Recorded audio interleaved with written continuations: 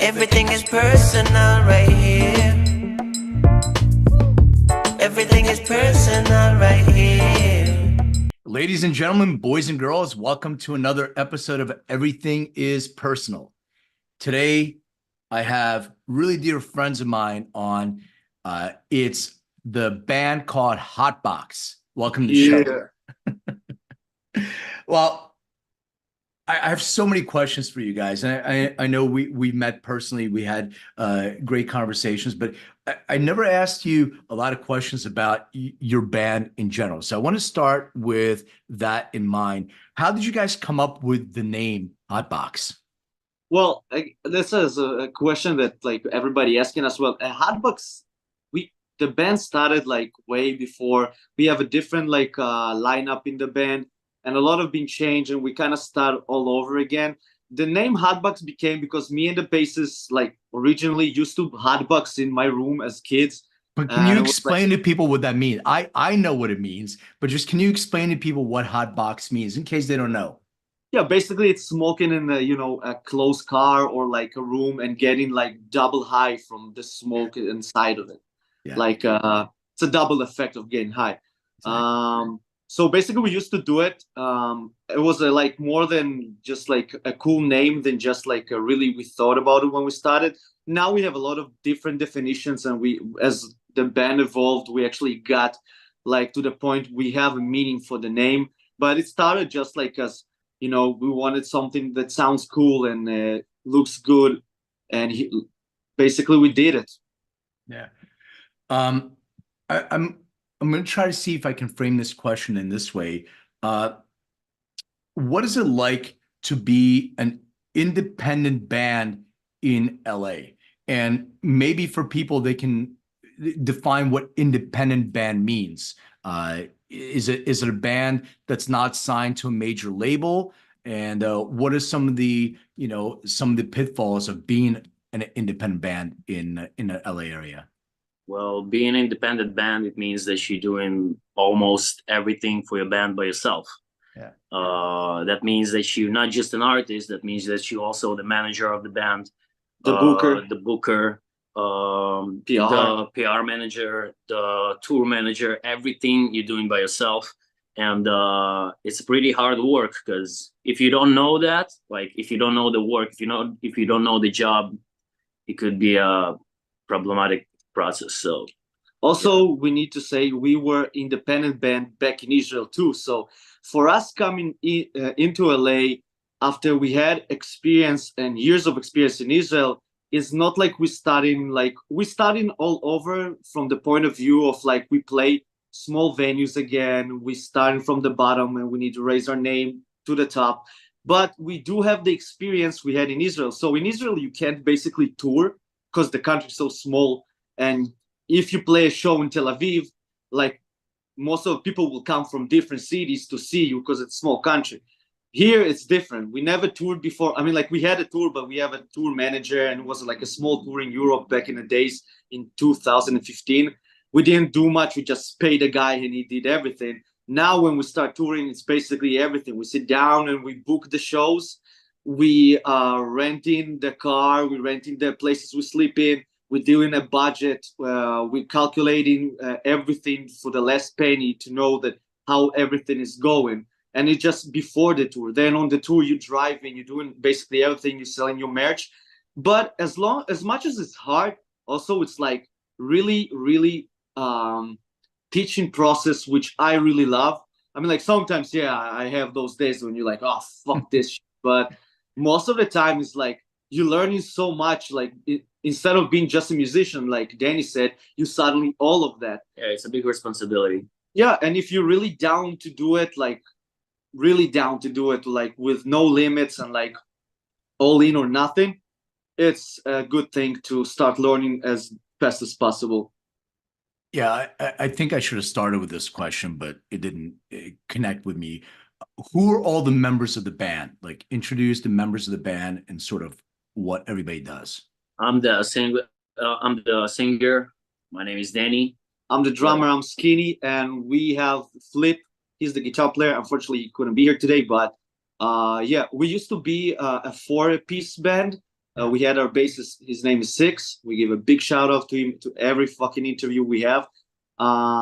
He left the band, I think 1 year before we moved to the US. He's still a homie, he's still a brother, he's still part of the band in every kind of way. But right now we are rolling as a 3-piece, and we are actually happy with the with the lineup right now. We're not looking for a new bassist.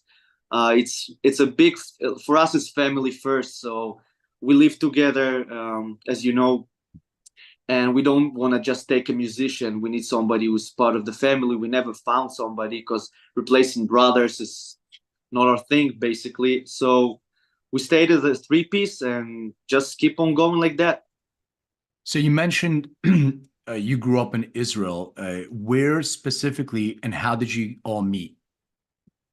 So Danny, Yeah, I grew up in basically in Tel Aviv, close to Tel Aviv. It's Ramat Gan. It's like 15 minutes from Tel Aviv, not far at all. And I met I know the band from the YouTube videos. I saw them playing Big Bag Johnny. That was the first song that I saw, and like 2 weeks after that, we met somehow. That was crazy. yeah, there's no coincidence in this world, Yeah. you see. It's true. So, but officially, like originally, sorry, when the band started, me, Flip, and Six, we grew up in the same city. So I know those guys since Six. I used to know him since I was 9. Flip, I know him since high school, like 15. So I basically know him half of my life. We started a band just because like we grew up in such a small city called Arad, which is like next to the Dead Sea, and there is not a lot of musicians there. Most of musicians play in like 10 bands. You don't have venues to play. Our first show was in a bomb shelter, because we have those like community bomb shelters where they use them like for a youth center, or like just like a place to hang out. So our first show was in a bomb shelter. Flip used to be a fan of mine and Six different band. He was in the crowd before. We opened Hotbox. It was me and the bassist, and we were like, we need to find a guitar player. And Flip was like not our first option at all. Back in the days, he wasn't into that new metal, rap metal kind of thing. And I was like thinking it's kind of weird that he don't like it. So we didn't get along at first. But when he decided to like, I get it a chance, everything like switched like that. Because this kid, he moved since like, I don't know if you saw shows that we play, but Flip, we're not talking about Danny, who's energetic as fuck, but Flip, he's jumping all over. And he's a guitar player. I mean, he need to aim everything right, like play everything right, but he jumps, he falls on his back, he's running to the crowd, and he did it actually from the first day. Like, I wanted Flip to join the band, not because he play well, because he moves really good. Because the first song we wrote for Hotbox was me and the bassist, and the guitar like did really nothing. It's just like one note. And I tell him like, yo, if you can play this one note and don't bitch about it, I'm fine with you, man. And he was like, but he moved with this one note crazy. Like he playing a whole solo, you know? So for me, it was like, man, you in.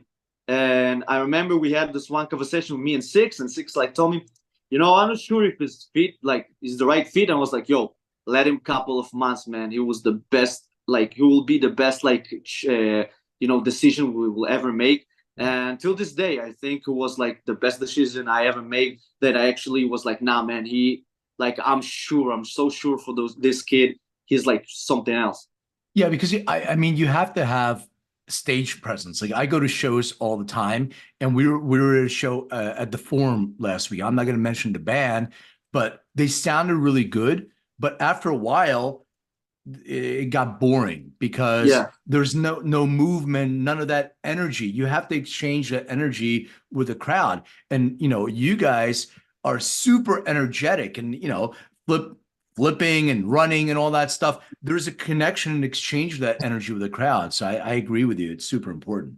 Well, I think it's something that like a musician need to remember is playing music and performing is two different things. Everybody can play music. There's a lot of guitar players who can cover like different guitars, so like on different songs.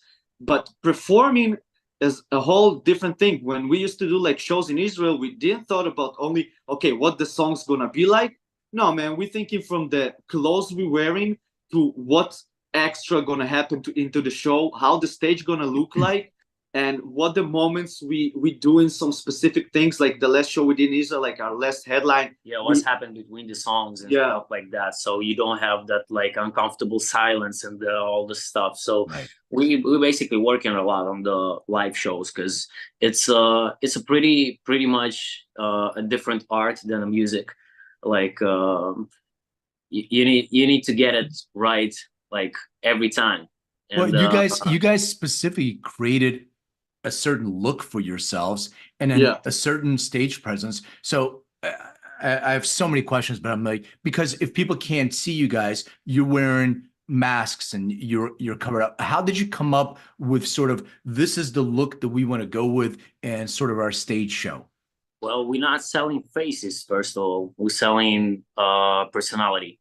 And everyone could be under the mask, but if you relate with the energy and the vibe, that means that you're part of it. And that basically the thing, I think, because like when I joined the band, they already had the ski mask, but that's the meaning for me, because it's like something I'm feeling like a superhero. Okay, like and that was one of my dreams when I was a kid, like to be some kind of Spider-Man or something like that. And this is actually what I'm doing. If I'm inspiring people by that look, it is what it is. Like, also you need to remember that, like, for us, like, yeah, we created those personalities, but it's all started from just the fact that it, like you said, it doesn't really matter what is going on underneath the mask. We're not trying to be like pretty faces on a pedestal. We're just trying to be like, yo, you in, and we selling ski mask, and we giving ski mask in our shows to make everybody just feel in and be part of it, because it's not about our faces or our names. It's about the main idea, because Hotbox is an idea, it's a movement. It's just like, and I know it comes a lot from a band that like most of our songs like are fucking cursing and saying bitch a lot, but like there's a lot of like just releasing angry energy and just feeling the moment kind of thing. So yeah. There is just a big movement and idea, and it goes to our merch, which we try to we actually doing it as like, we're not trying to sell like a t-shirt, we're trying to sell like a lifestyle, you know. How it looks and how it feels, and the vibe it give you. So you know, it's kind of like Hotbox is a lifestyle, more just like Yeah, more than just a brand. Yeah.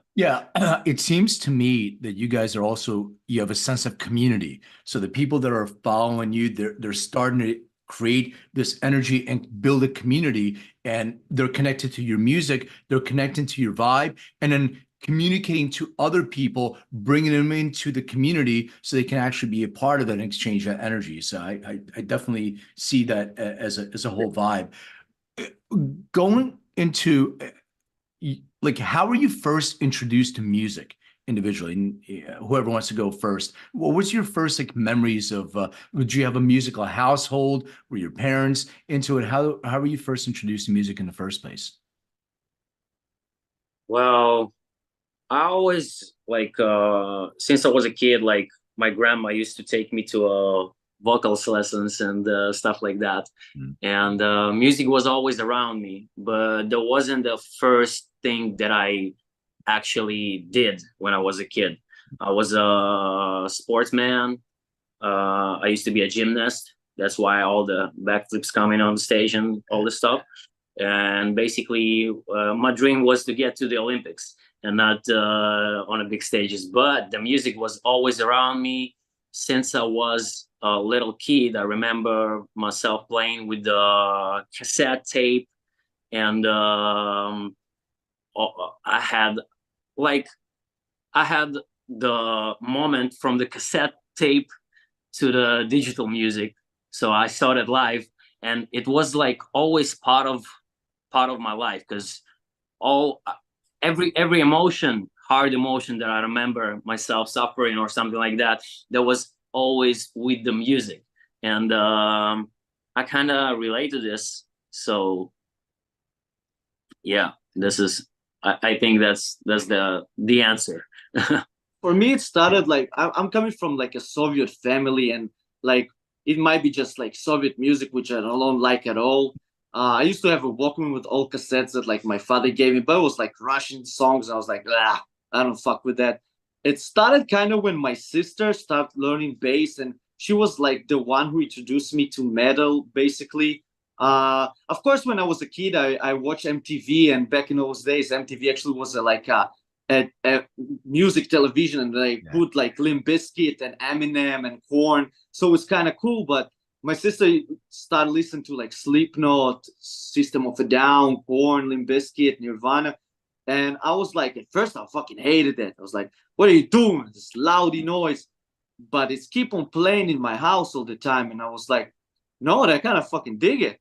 And I started to listen to it. And at first, I used to take my sister MP3 player, the little things, and just like listen to whatever she used to listen to. But eventually, I just like got my own taste in it, and I start like research and like start buying CDs. I have a big collection of CDs, but it's all started only when I was 14, something like that. Because before that, I played hockey. I was into doing sport, and like I never was like we never had like somebody in our family that is a musician. My parents are artists, but they are like drawing and doing sculptures that are far away from music. Metal music never was a good thing in their house. They never liked that. It was loudy and screamy and stuff like that for my parents.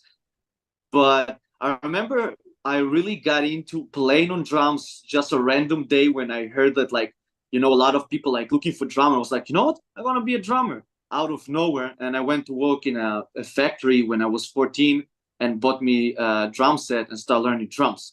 So yeah, so that stuck with me until now.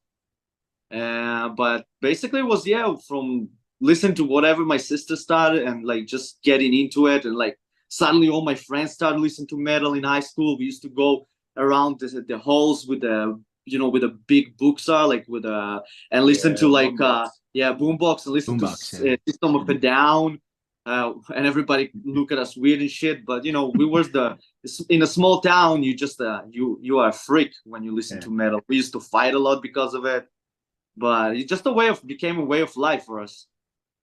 So your music, I don't know how you would describe, like, is it rap, metal, and how did you come up with it? Like you were talking about, you guys were fans of metal or hard music. Were you also fans of hip hop and rap, and said, okay, I more grew up rap than on metal music. Metal music was like from 5th grade. I think some of my friends introduced me to Limp Bizkit, and that was like rap and metal together. So I never liked just metal. I never listened to like when I was a kid. I never listened to Nirvana and stuff like that. I listened to Nirvana only when I was like I think 14 or something like that. When I started to play guitar, that was a different part of my life. But before of that, I started to listen to rap music. That was my first genre that I get into. Yeah. I think me and Six, when we started the band, we played different band. It wasn't like rap metal, but we really was like into rap metal all the time. Six and me, we used to listen to like old school rap all the time. And when the band broke up, the first band we had, it was like, let's do something we actually like. And I was like, yeah, was it like, what do you want to do? And it was like, let's do like something like rap and metal, dude. Like we actually love to listen to. But the only problem in Israel to find a rapper that rap in English with no accent and actually can do it really good on a metal like beat and riff is harder than you think. It's got us to the point where we almost like gave up and say like, fuck it. But eventually we found our first vocalist through one of our friends who interviewed us on a radio back in Israel with our first band. And she gave me his number, and we start rolling with him, even though it was like 3 first years were like, we served in the military, he was in house arrest and in jail. So it's like, wasn't a lot doing. We did record our first demo, and then he got to jail, and then we kind of stopped for 2 years because we need to finish military service. And when he got out, half of the band still was like in military. So it's like really hard, but we hold on to this guy because he became a family, first of all, but second of all, it wasn't like a lot of different options. You have like one guy who actually know how to write rap, and do it on metal, and you don't have anything else. They always say that in Hotbox there are only two vocalists that actually fit in the job. The first one was our first vocalist, and the second is Danny, and we found both of them. So yeah, that's like that's the thing. So What was the music scene like in Israel?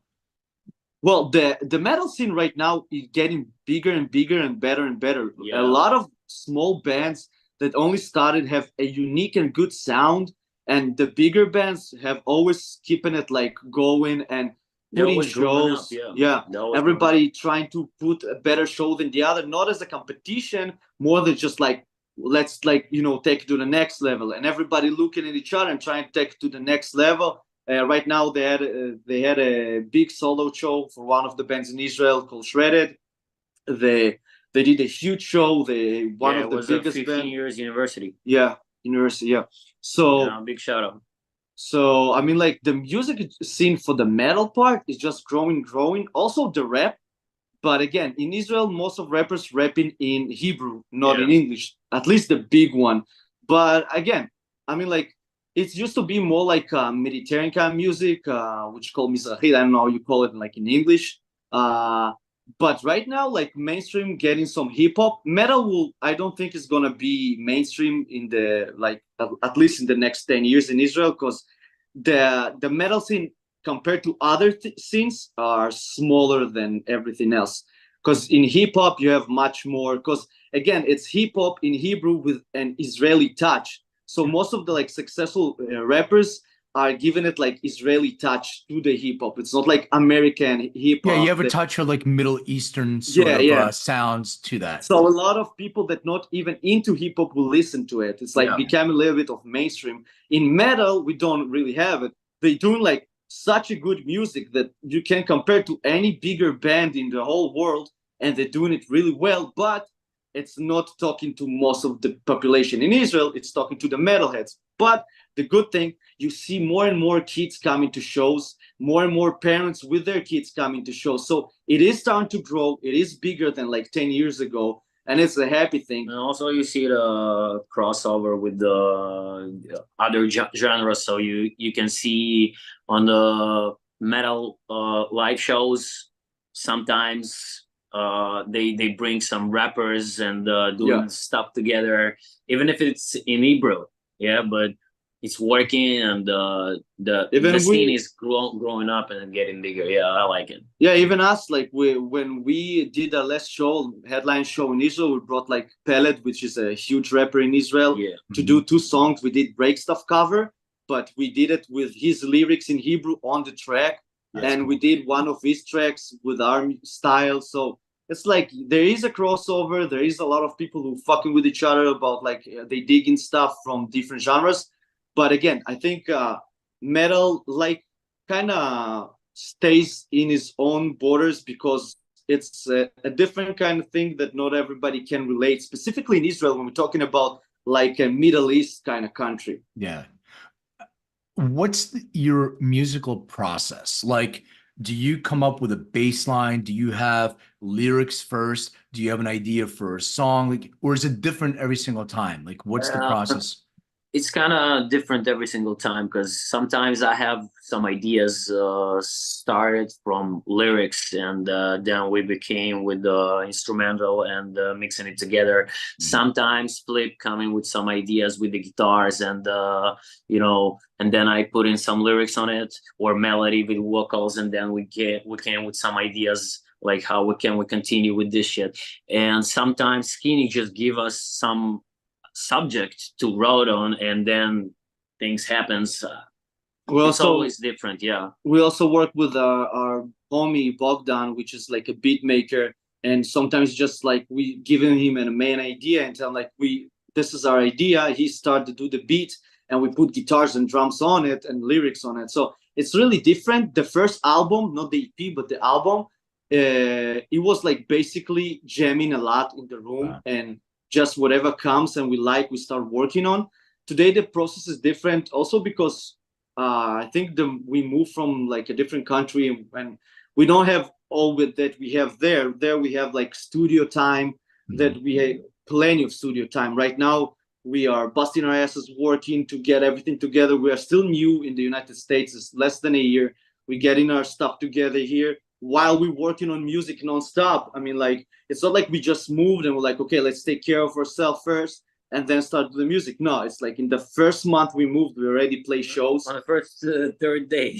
Yeah, on the first like on the third day we've been here. Then he went to like being like featuring in one of our homies' band, Either Son.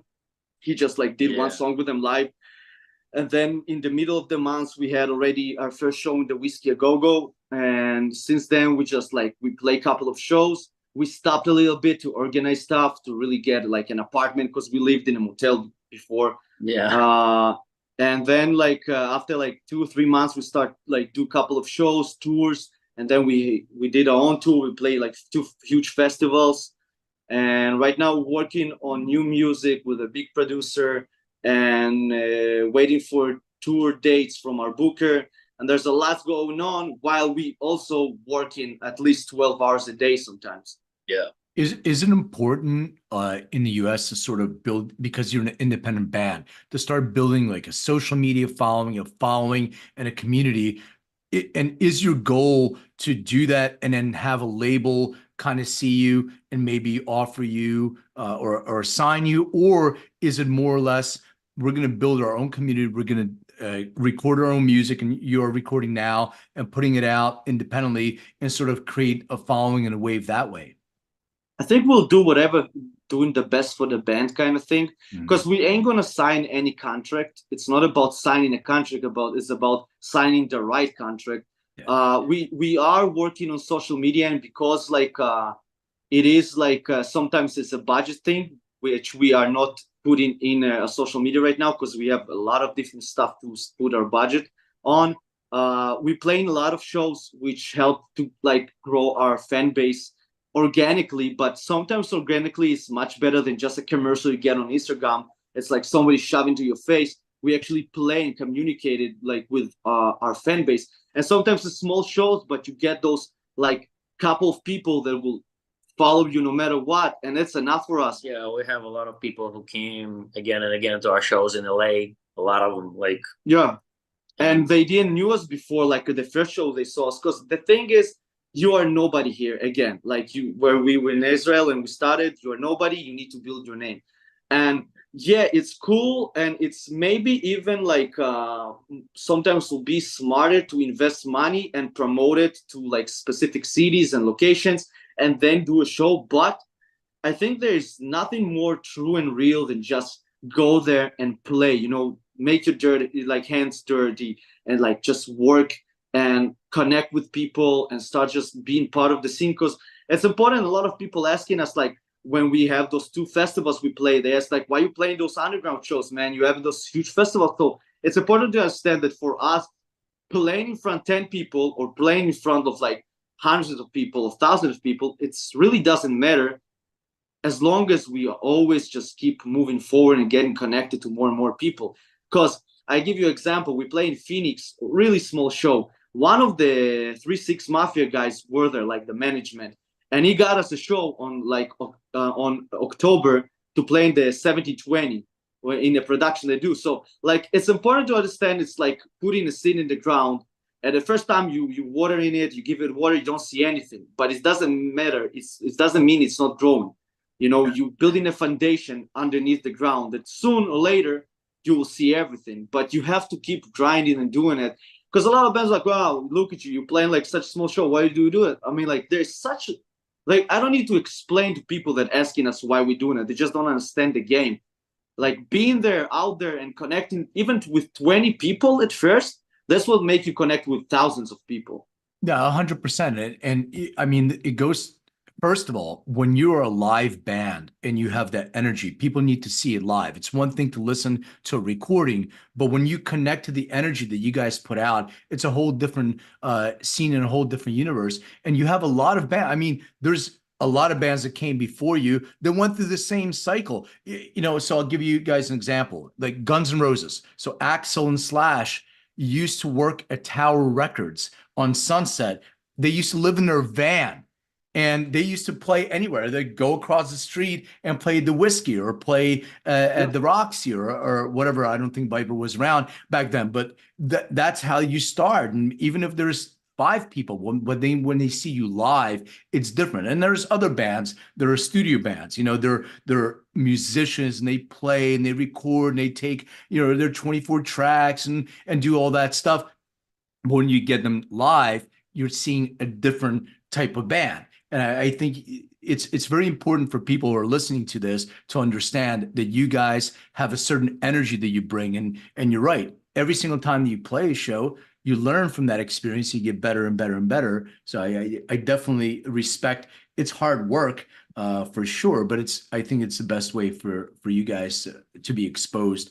How do you guys come up with your song titles? Is it like you sit in a room, smoke a joint, and then say, what is it? Or do you guys have a title first and then write a song for that title? I think it changes. Sometimes the title. Sometimes, as I said, Skinny could be coming with some title, and then we wrote in a song because we have a title and specifics. Like it's putting us in some structure. And sometimes we just wrote a song and then we need to find a good title. That's a big deal.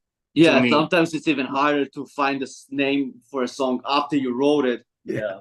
Even though if the song is good, it's not really matter the name. You just need to be the right name that will sound good and make people interested in the song. Yeah. From just or something that like catchy from the song. It's supposed to be like part of the song. Who's talking shit on you?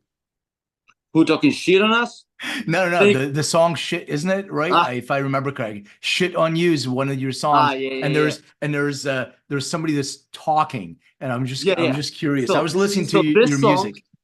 This song is basically recorded from a walkie-talkie that me and Six was working in construction while he was taking a shit, and I was. That's what I wanted to say. Yeah, so it's super funny. I love it. And there was like, let's put it down. I was like, really? I was like, yeah, okay, cool. Why not? I love it. I thought it was great. Super, super funny. You guys mentioned some of the music that you listen to. So would you say influence-wise, is it more like bands like Limp Bizkit and Slipknot, or are there other bands that you are influenced by and you aspire to be sort of like? I mean, like, I aspire from all music that I used to listen to, even though you might not even hear it, just inspired to play the drums sometimes from different like bands. I love Billy Talent, which is like nothing to do with rap metal, but I just love the groove and the energy. And that's enough for me to just like, take my sticks and play and jam and maybe find something. Of course, the Limp Bizkit, Slipknot, Korn are a strong like influence on me as a drummer. But again, I mean, like, you always try to find like what you inspire and take those parts, but always like build your own kind of thing too. Because okay, everything is written, okay, whatever, but you take everything that's written and like you build something new out of everything that exists, and then you basically build something new because it's no longer exists, just like a lot of existing things. So I really inspired by David Silverio, who was the drummer for Korn, the first one, and Joe Nato, which is Limp Bizkit, of course.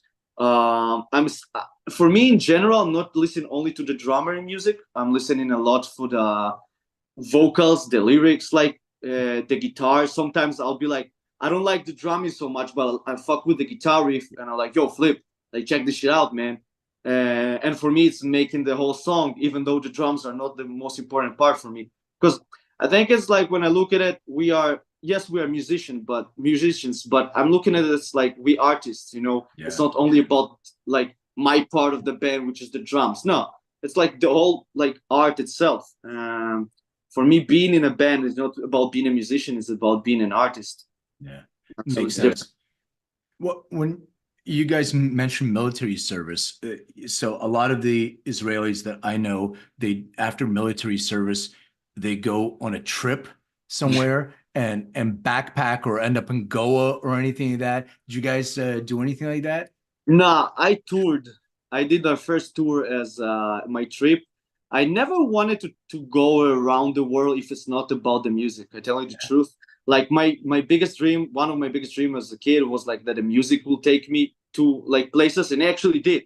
First of all, we in the US because of our music. We didn't get like a green card. We have an artist visa that gave us the permission to be here as an artist. Not like we not have like just like a green card or something. We're here because of our music, which is important to say that our music brought us here. It's not like we have family or whatever. No, it's our music, and it's dedication and million of hours put into it that actually gave us the chance we have in right now. And my first time flying was after service. I was 21, and I've been in like 5 countries in Europe touring, and it was because of our music. So, I mean, like I never wanted to like go around the world and stuff like. It's not that interesting because I don't know. Yes, you learn about a lot of cultures, but most of the people that go into those trips is going to get smashed with a lot of different drugs in India and stuff like that, which I'm not judging, but I don't need that kind of thing. I don't have, for me, it's like, you know, you finish military service, it's time to work on the band. Let's fucking get this shit done, man. So this is not a political show at all, but I wanted to kind of frame this question and maybe to have some follow-ups on this. You know, I spend time. I was in Israel last August. I was in Tel Aviv, and wasn't my first time being in Israel. And what I noticed when I was there was a lot of demonstrations against Netanyahu, against Bibi, and people walking around demonstrating. And I noticed that. And it's a democratic country that actually permits, you know, this kind of, if you're disagreeing with the government, you have the right to disagree with the government. I find it ironic in so many different things. So, you know, October 7th, first of all, music to me is a connecting energy force across the world. That you can have anybody, it doesn't matter where your religion, what your race, what your beliefs are, you have this uniting force. And there was a music festival that had this, you know, atrocities committed during this. It's actually separating people using music and also, you know, psychedelics or whatever you want to talk about. But it was used against, you know, the community of building.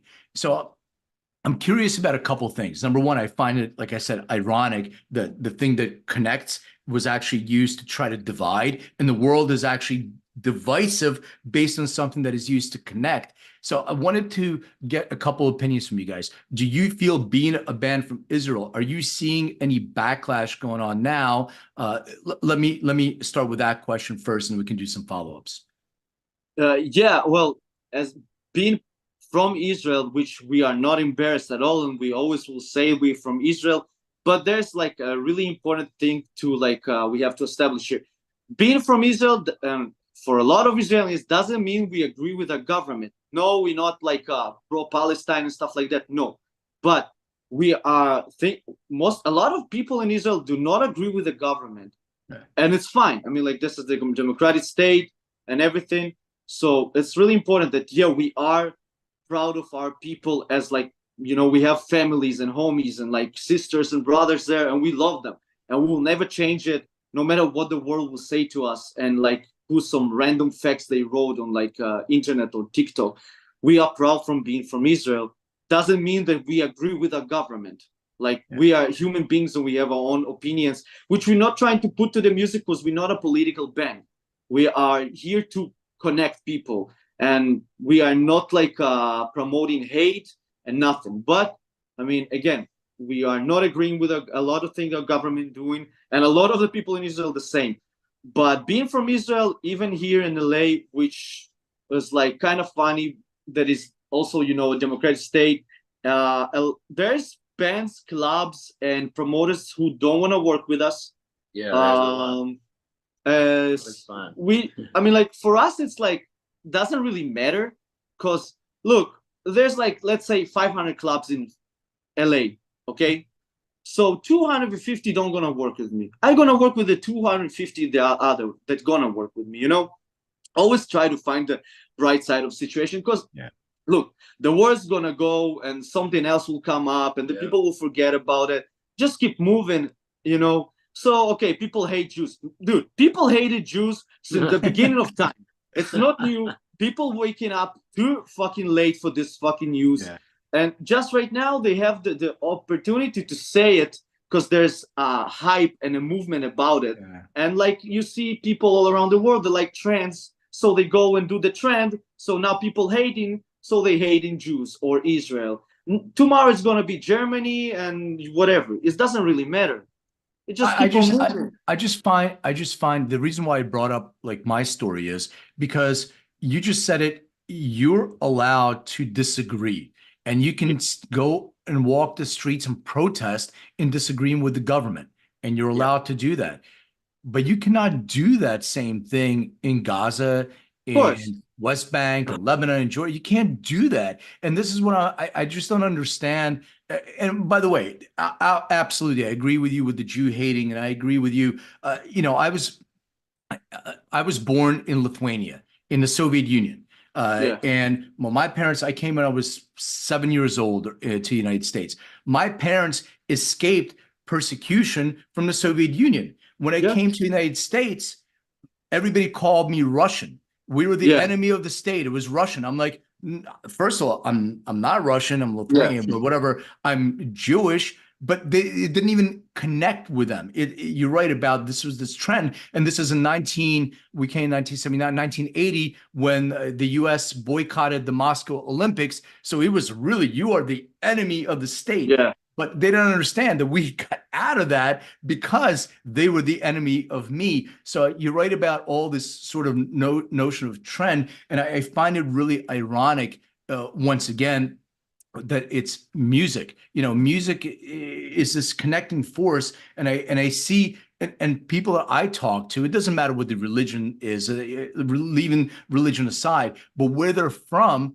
they're listening to the same music. They don't even know, is it written by somebody who's Jewish? It doesn't matter. At the end of the day, that's a connecting force. And I believe that people uniting for a common cause of listening to music and appreciating that, let's put all that other stuff aside. And you guys are an example of that. And it's unfortunate that, club owners or whatever you were mentioning, they're saying they don't want to fuck with you because you are from Israel. But the music doesn't matter if it's from Israel or from Jordan or from wherever it is that music that's connecting that energy between everybody. You're not asking people in the audience, hey, where are you from? What religion are you? Nobody gives a shit. You're just I think people trying to find something to be doing because it's like just became useless life for a lot of people. They do nothing, so they try to find a meaning.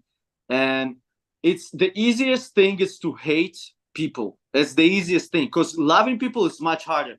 Going and research about Israel and Gaza and whatever happening there about the protests that we've been in Israel, it's much harder than just decided to hate them because they're doing something that people think is bad. Well, first of all, a lot of people not are doing that. Basically, it's like political. And in general, let me say it, fuck politicians in all the world. I don't fuck with politicians no matter what. I all think they play in the same game. But like, I kind of think and find it racist to take people from different countries and hate them just because they are from that country. I don't know, like United States trying to be really like anti-racism and stuff like that. But a lot of people here, basically, when they hating people from different countries, are racist. And this is like literally the definition of being racist. It's like hating somebody from where he come from and being different and not like you.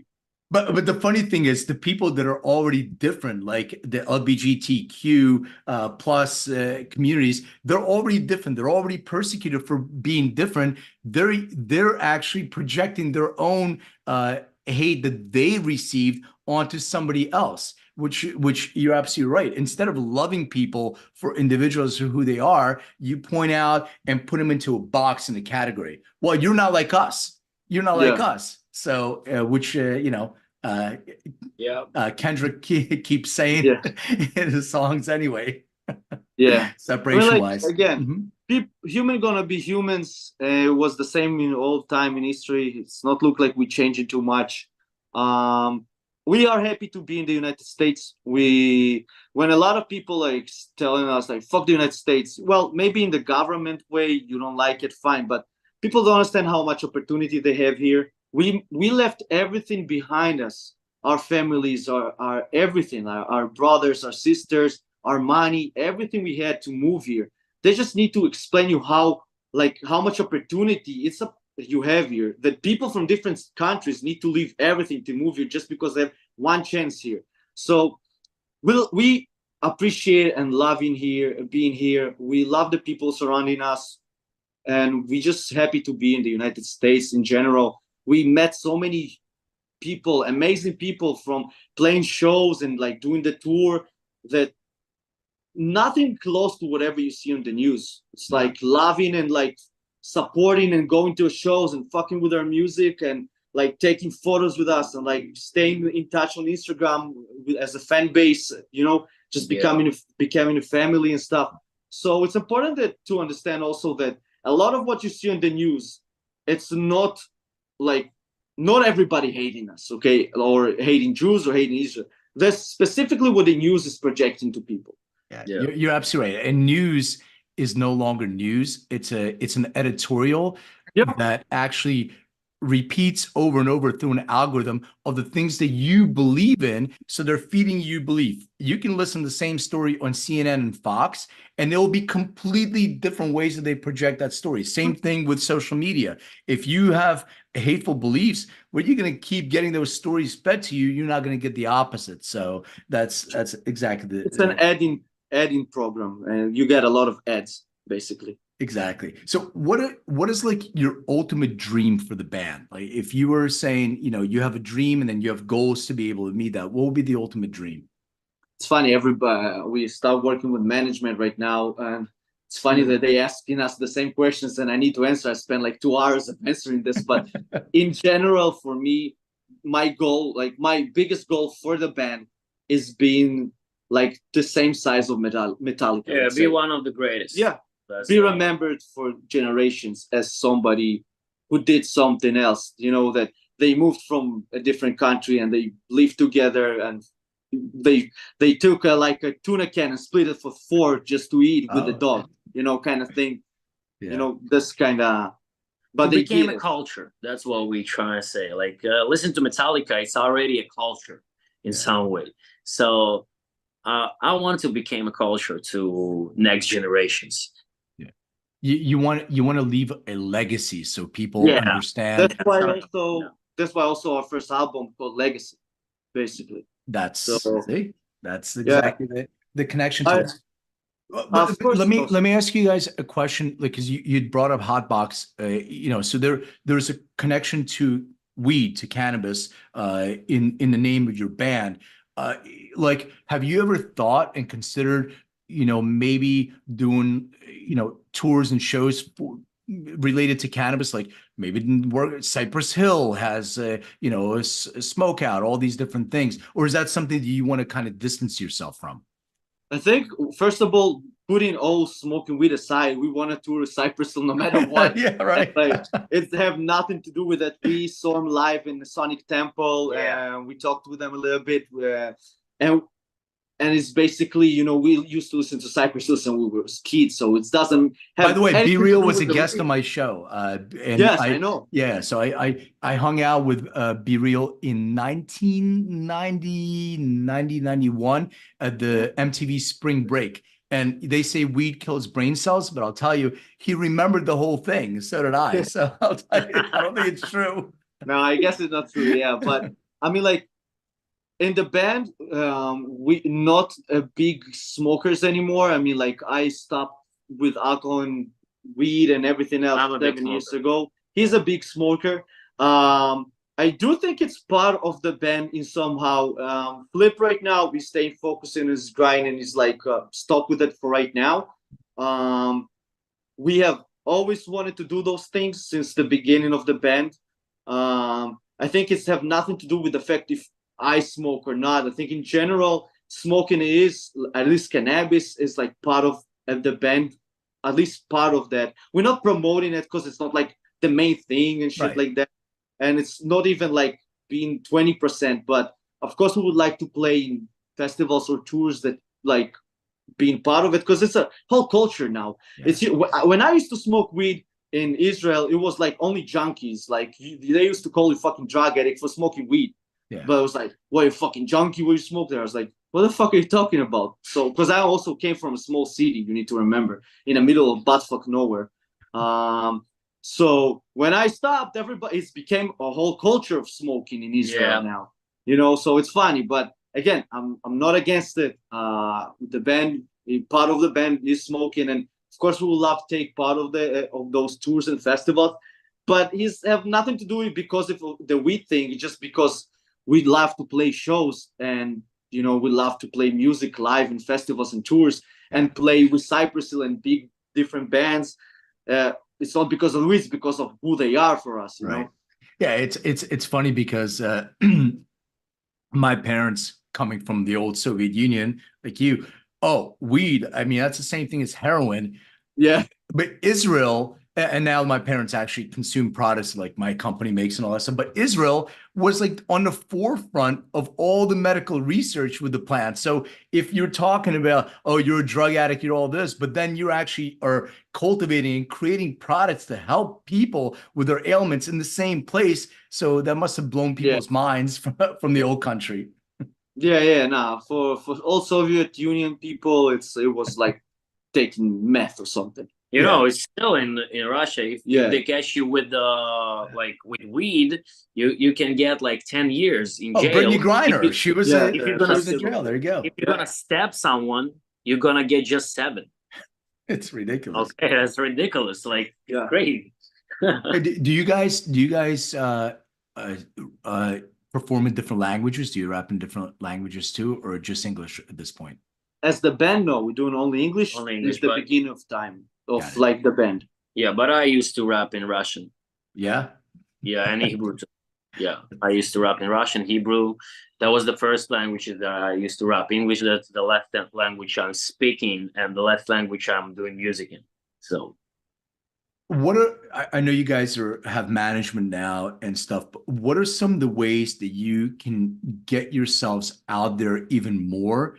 And what can people do to get more other people to listen to your music and see your shows and promote you guys more? Well, first of all, I mean, like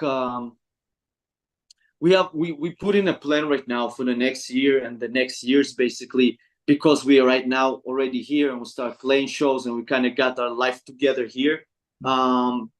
First of all, it's really important, and we're trying to do it as much as possible. People following us on social media, not only on social music platforms, because most of our shows are promoted over there.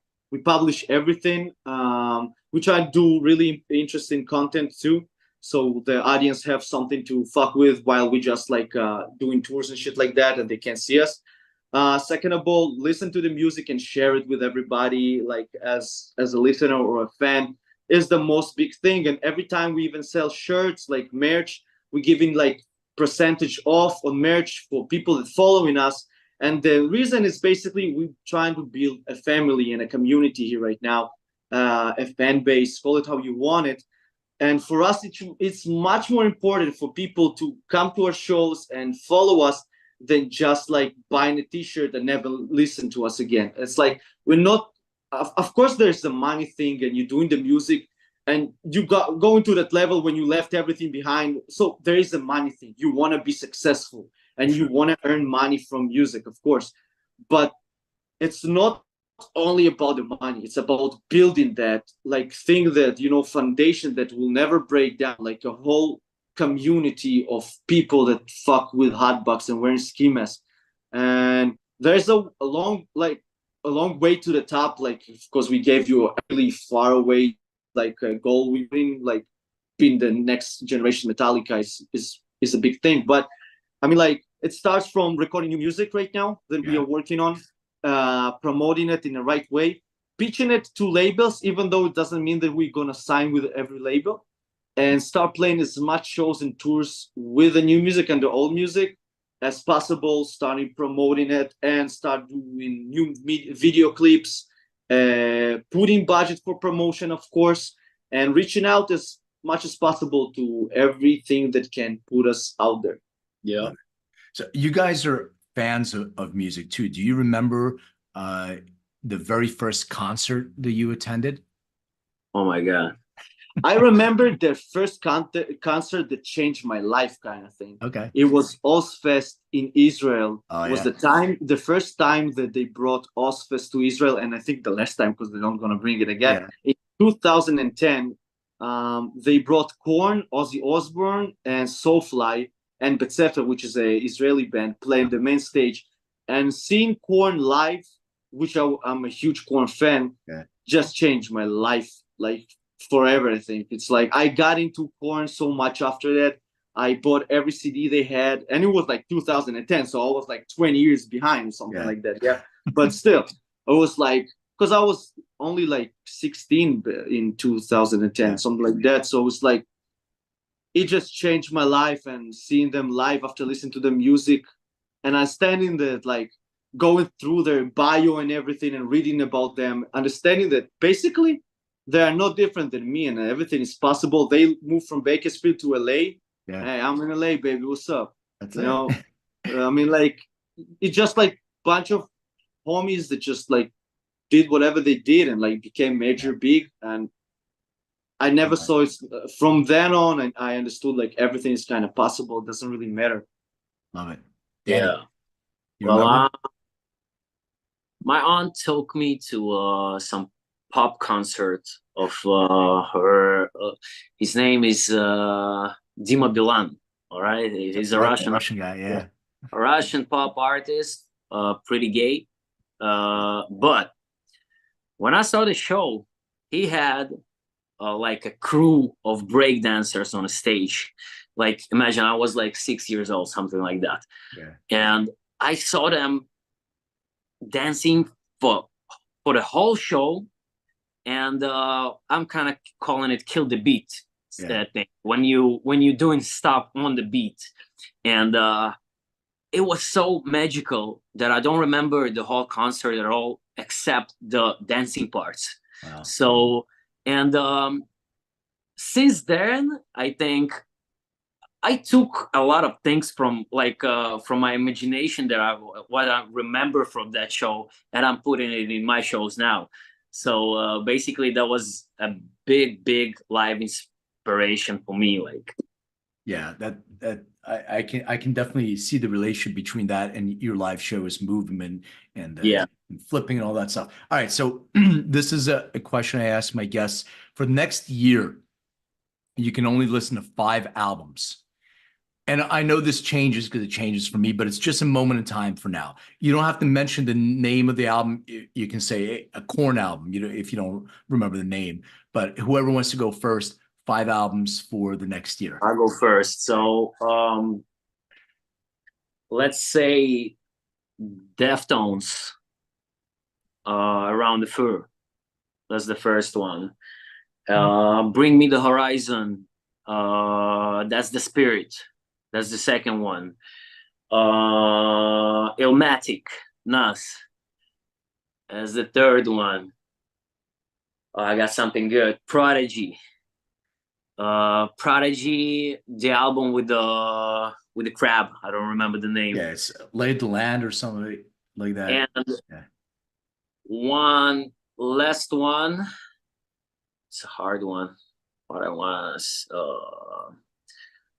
let's say something. Wow. Let me think about the last one. All right. Yeah, go, give you 5. I'll go with the Eminem, the Eminem show, right? Yeah. I'll go with Broke by Head P. I have to throw Korn album if it's like the only 5, so I have to listen to. I guess it's gonna be Life is Peachy by Korn. It's the third. I'll go with 8 Mile, like the 8 Miles soundtrack, like the by Eminem, because like I'm fucking with that again right now, and it's like constantly playing. It's the first. And Limp Bizkit, I'll go with the first album, $3 Billy, just because I like how raw it is and stuff like that.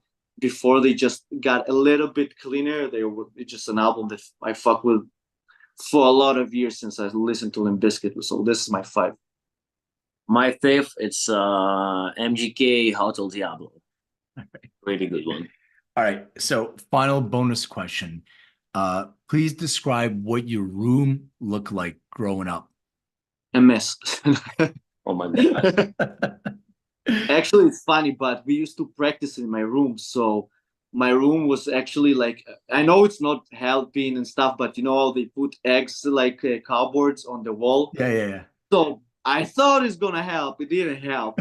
So I had like a whole like walls filled with that. I had a small bed because I had a drum set in my room that I'm built with my father. We built like a small stage, so we'll take the vibration from. So I had like a stage, a drum set, a small bed, a small closet, a huge old school TV. I'm not talking about like plasmas, like talking about the fat one hanging out on the wall. You know, when they had like this, like which I used to watch Ren and Stimpy all the time, which is really fucking up my childhood. An old school computer like Pentium 4 when it used to be Pentium, man, and bunch of CDs. You had a lot of things, bro. Yeah, Yeah. I had a lot of things in a small room, but it was like all my life kind of in one thing, you know, from the fucked up movies to the drum set. And I had like amps because my band members came to my room when my parents was out. We used to bail on school and practice in my room while they working, and then like going out so they won't know that I'm not at school. It's so cool that your parents supported all this, especially like drumming and yeah. So I always say like they didn't like that I'm a drummer. Yeah. And they, in some way, they didn't support the fact that I'm choosing this way, but saying that my father gave me the opportunity to play drums in my house while he needed to fight with my neighbors for like they didn't like it, of course. Yeah. And like coming back from like working in a factory and listen to his son playing 4 hours a day on drums. When I grew up, I understand how much he supported me without understanding that. So like when you grew up, you look at stuff differently, because we used to fight a lot because of that, but he still never told me to stop, you know?